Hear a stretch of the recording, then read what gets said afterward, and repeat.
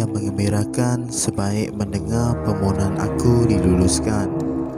Sebaik aku tamat pengajian di sebuah universiti, bergenang air mataku mengenang masa lampau ku lalui untuk sampai di sini. Aku dari keluarga yang susah.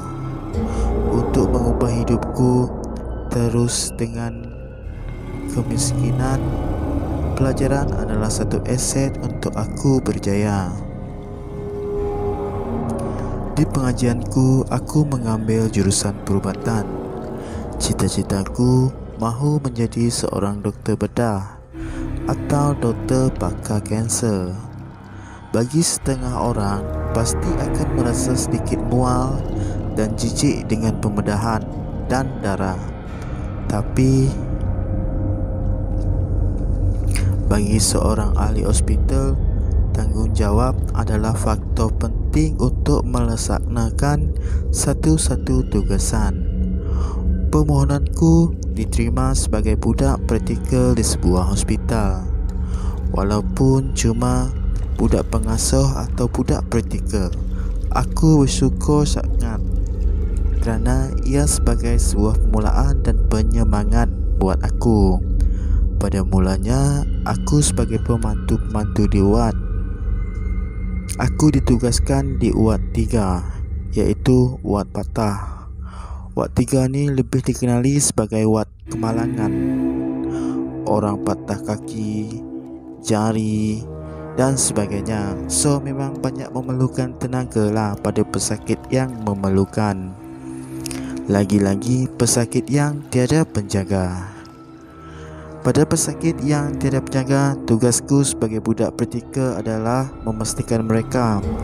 Contoh cek BP, ambil air, bekas kencing, basuhkan rambut dan lain-lain lagi. Kerana setengah mereka tak mampu untuk bangun sendiri pun ketandas. Aku melakukan tugasku seperti biasa. Aku melakukan tugasku dengan tertib dan amanah. Sehinggalah satu saat dari budak praktikal biasa, aku diamanahkan sebagai untuk menjaga seorang pesakit secara peribadi. Entah dari mana prestasiku kelihatan meningkat. Aku diamanahkan sebuah keluarga untuk menjaga ayahnya yang sedang sakit lumpuh. Aku merasakan kerjaku semakin ringan. Kerjaku di hospital cuma menjaga seorang pakcik lumpuh anggota badannya. Pakcik itu hanya mampu mengalihkan leher dan mengedipkan matanya. Selain itu juga, pakcik itu mampu mendengar dan bersuara.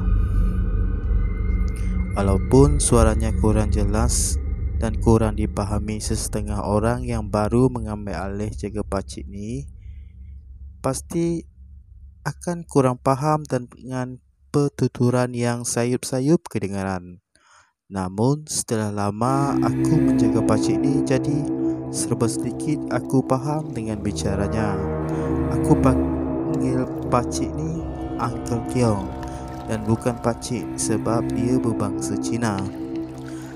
Keluarga Uncle Kiong memang baik dan peramah. Mereka memberikan kepercayaan penuh kepada aku untuk menjaga dan merawat ayah kepada keluarganya itu. Setiap kali datang melawan Uncle ini, mereka sering bawakan buah tangan dan duit. Pernah juga aku menolak, tapi lama-lama sudah menjadi kebiasaan. Kerana mereka juga telah menganggap aku sebahagian dari keluarga mereka. Begitu juga aku menganggap mereka sebagai keluarga angkat aku. Hinggalah pada suatu malam, ketika jam waktu pesakit tidur, aku berada di kaunter berhampiran pesakit-pesakit lain termasuk Uncle Kiong.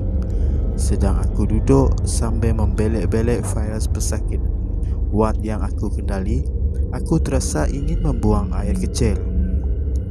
Jam menunjukkan 3.13 pagi. Tandas untuk staf agak jauh.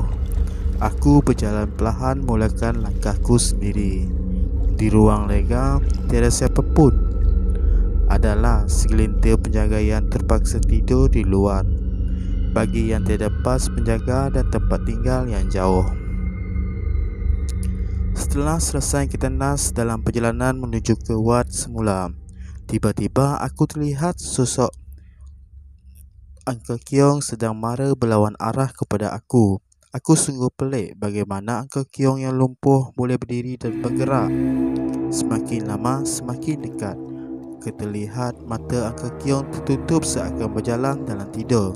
Tapi bagaimana? Sedangkan kaki dan anggota badannya lumpuh. Bila aku perhatikan kakinya seolah terseret-seret dan bukannya melangkah.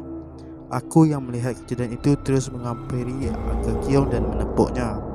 "Uncle, nak ke mana?" tanyaku. Serta merta Uncle Keong jatuh ke dekapanku. Namun dapat kusambut. Lalu ku papah bawa ke wad atau ke kerusi roda. Dalam perjalanan memampah Uncle Keong, seorang senior menyapa aku. "Buat apa? Mengapa berjalan terbongkok-bongkok?" soalnya. Serta merta aku lalu pengsan. Bila aku terjaga, aku sedang di katil bilik rehat. Banyak senior dan teman-teman seperjuanganku mengelilingi katil aku berada. Aku kebingungan. "Syukurlah kamu sudah sedar dari pengsan. Kamu ke mana semalam? Kenapa berjalan terbongkok-bongkok?" soal senior yang menemukan aku pada masa itu. Aku papah Uncle Keong. "Uncle Keong?" soal para seniorku serentak. "Ya," jawabku. Lalu senior yang menemukanku bersuara lagi. "Uncle Keong sudah meninggal dalam jam 1 pagi. Meninggal dalam tidur." Aku yang mendengar penjelasan itu tercengang, tak berkata apa. "So, siapa yang aku papah dalam jam 3 pagi?"